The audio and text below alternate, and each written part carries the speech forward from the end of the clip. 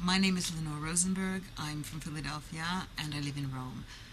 There are lots of Americans living abroad and they live in different countries for lots of different reasons. I came to study. It was only supposed to be for a few months and suddenly it was 30 years later. And I turned around and I have a daughter and a multiple career as a teacher, an English teacher and a translator and a grant writer for a humanitarian organization.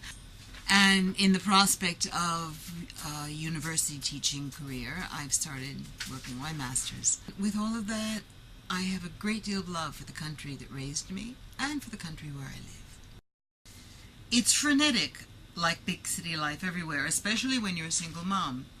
You jump out of bed, grab a morning coffee, stuff clothes into the washer, feed the cats, and rush out the door to leap on a crowded bus in rush hour traffic to work, shop on the way home, only to pick up the translation you left the night before.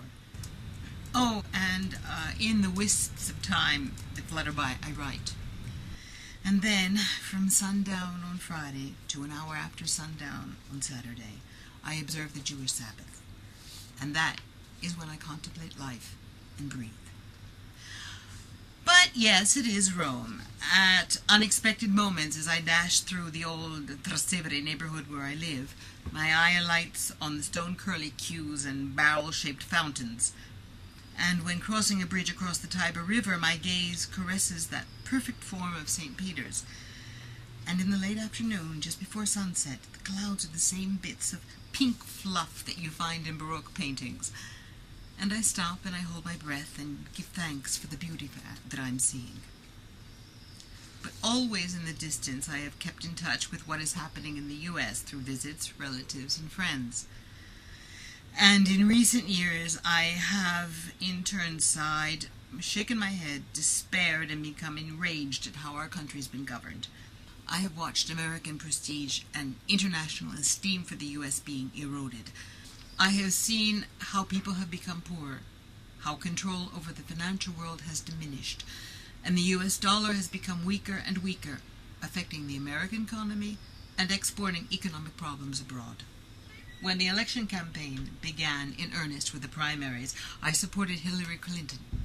I believe strongly that the U.S. urgently needs some form of universal health care.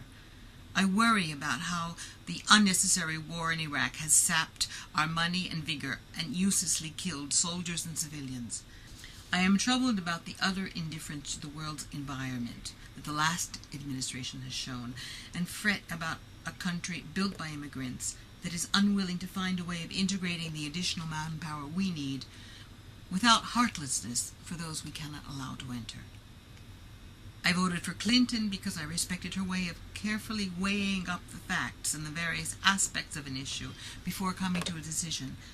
And in addition to her positions, I supported her because she is a woman, because in the long view, I believe that government seen from a woman's perspective could very well bring about real changes to the real problems that people face.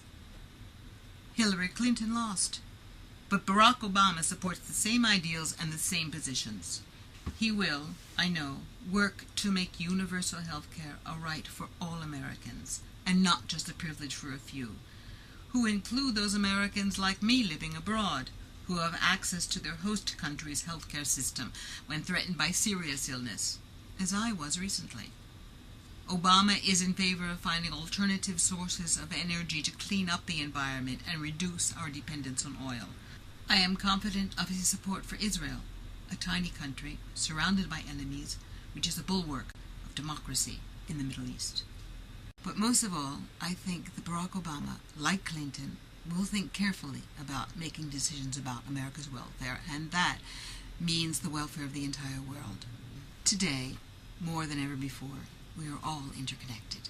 Like all Americans, at home or overseas, I know this election counts. I'm an American living abroad, and I support Barack Obama for president.